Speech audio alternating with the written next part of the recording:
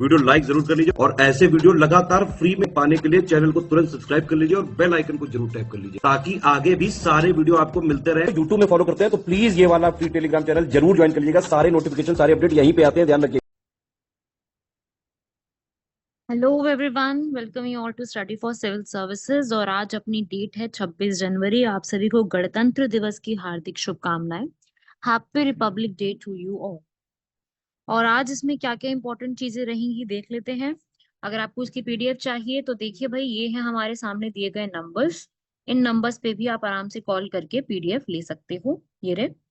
और साथ ही साथ आप लोग टेलीग्राम चैनल भी ज्वाइन कर सकते हो, क्योंकि टेलीग्राम चैनल पे ना सारी की सारी इंपॉर्टेंट अपडेट्स यहीं पे दी जाती हैं। तो अगर आप इसको भी ज्वाइन कर लोगे तो भी आपको फायदा रहेगा।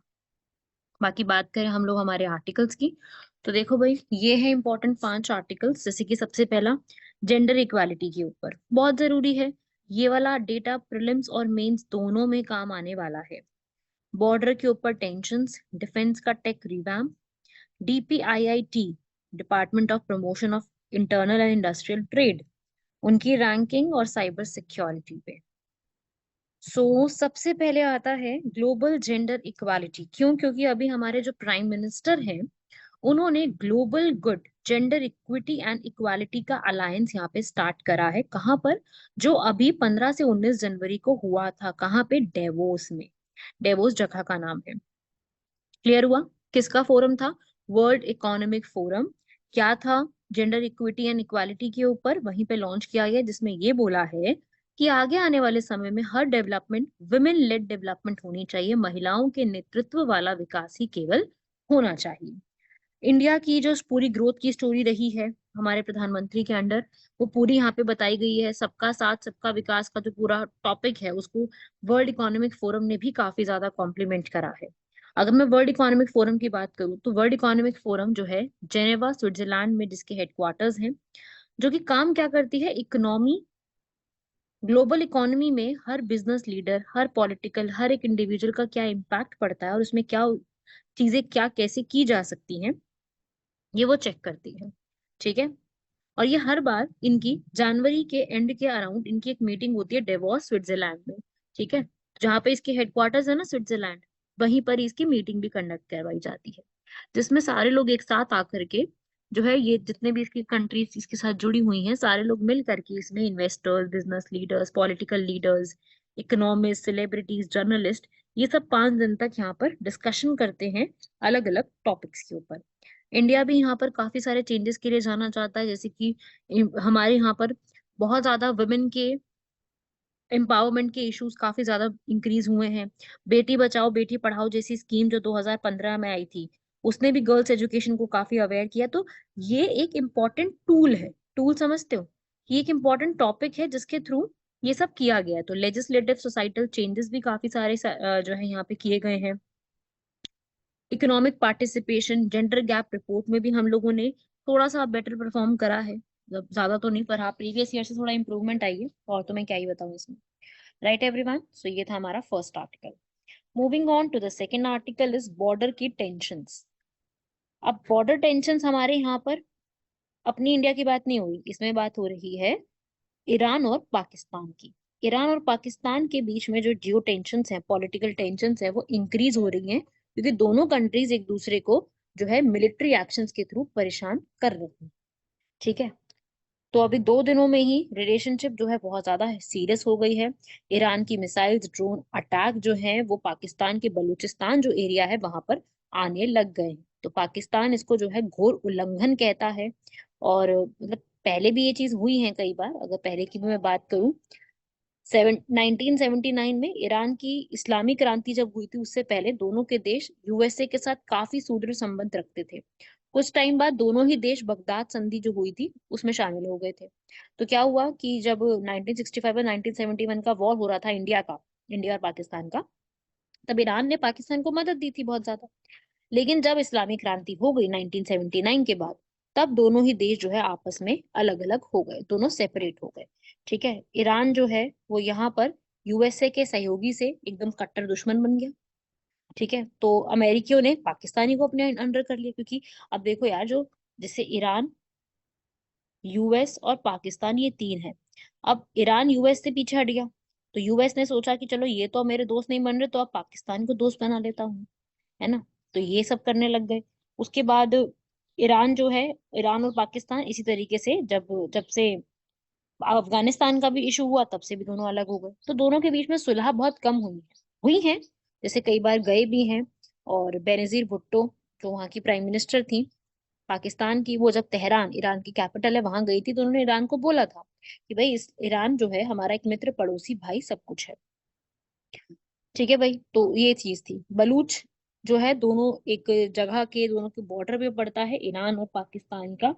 बलूच जो है वो एक, मतलब आप कह लो कि एक, दोनों के बीच में एक पॉइंट पड़ता है। ठीक है। अगर मैं अब यहाँ पे बात करूं हमारे भारत में क्या है इस चीज का सिचुएशन, तो देखो भाई, ईरान और इंडिया, अब पाकिस्तान के साथ तो आपको पता ही है ऑलरेडी।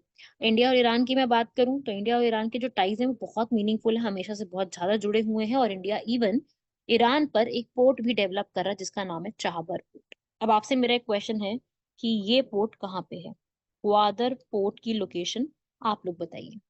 समझ गए, ये आप लोग बताइए। चलो, तो आगे यही है कि आगे आने वाले टाइम पे दोनों ही, मतलब ऐसा देखा गया कि पाकिस्तान और ईरान दोनों ही संघर्ष को आगे नहीं बढ़ाना चाहते हैं। जो भी पाकिस्तान के यहाँ पर हाई कमिश्नर है, उन्होंने भी ये बोला है कि अब इसको रोकने की जरूरत है, दोनों इस चीज को आगे नहीं इंक्रीज करना चाहते। अगर मैं इंडिया और ईरान की बात करूं तो इंडिया और ईरान में हमें जो ऑयल सप्लाई करते हैं उसमें ईरान टॉप पे आता है, the one of the top है, मतलब प्रॉपर टॉप पे नहीं है। और अगर हमें पाकिस्तान को बाईपास करते हुए यूरोपियन यूनियन की तरफ जाना है, तो ईरान, चाबार पोर्ट, ये सब हमारे लिए काफी इंपॉर्टेंट रहेंगे। ठीक है, तो इस तरीके से हमारे रिलेशन उनके साथ अच्छे होने चाहिए, है ना। क्योंकि अभी क्या है, अगर हम ईरान के साथ अच्छे रिलेशन कर लेंगे तो पाकिस्तान को काउंटर करने में थोड़ी सी आसानी होगी। तो इसलिए यहाँ पर जो है ना, इंडिया जो भी वेस्ट एशिया में पाकिस्तान की उस तरफ पड़ती है ना, जितनी भी countries, Iran, Israel, Saudi Arabia, इनसे रिलेशन अच्छे कर रहा है, ताकि कल को आगे आने वाले टाइम पे हम लोगों को इनको काफी ज्यादा सपोर्ट मिल सके। समझ गए भाई। तो ये चीज थी इसमें। ऐसे ही हमारा अगला आर्टिकल डिफेंस टेक्नोलॉजी का रिवैम्प है।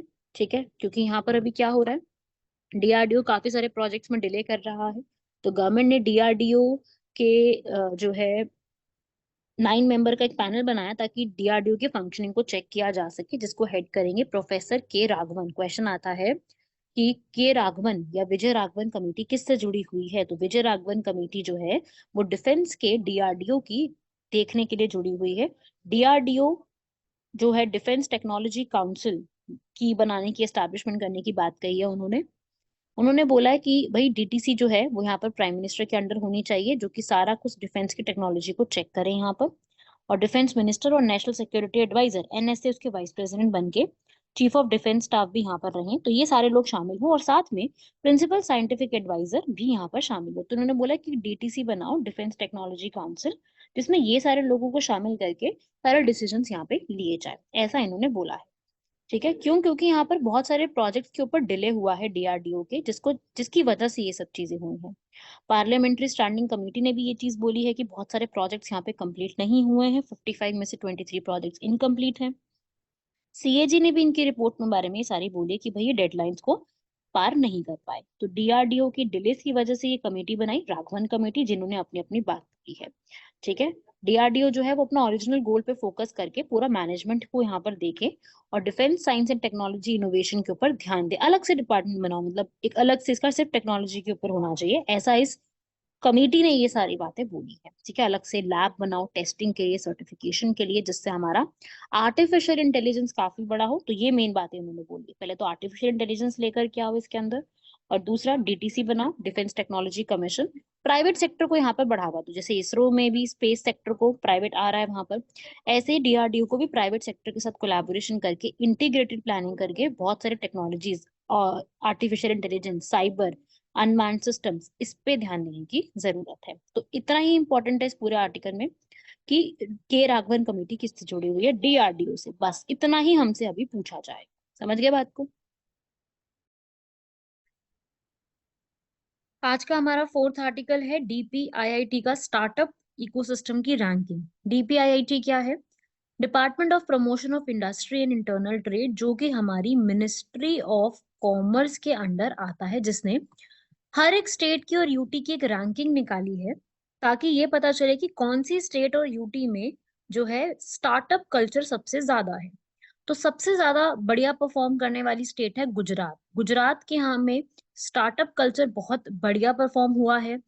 केरल और कर्नाटका में इसके बाद, और तमिलनाडु, हिमाचल, महाराष्ट्र, उड़ीसा, तेलंगाना, ये टॉप की हमारी स्टेट्स है जहाँ पे स्टार्टअप कल्चर को प्रमोट किया गया है। राइट, बाकियों का यहाँ पर जितना जो इम्पोर्टेंट है वो आपने नाम यहाँ पे पढ़ लिए।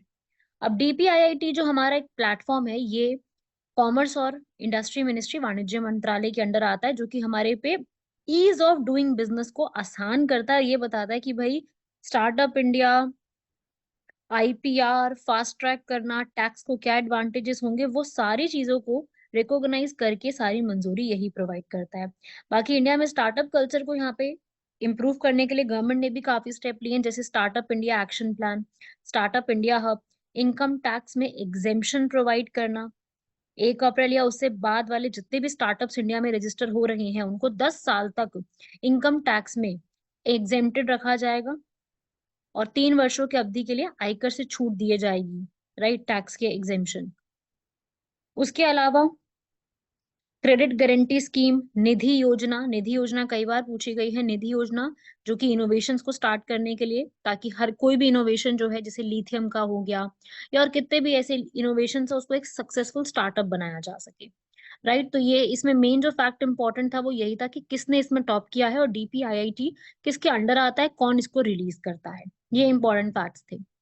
वहीं आज का लास्ट आर्टिकल है हमारा साइबर सिक्योरिटी। सभी लोग जानते हैं हमारा पर्सनल डेटा वैल्यूएबल है, लेकिन वो काफी ज्यादा साइबर इनसिक्योरिटी के चलते लीक भी हो जाता है।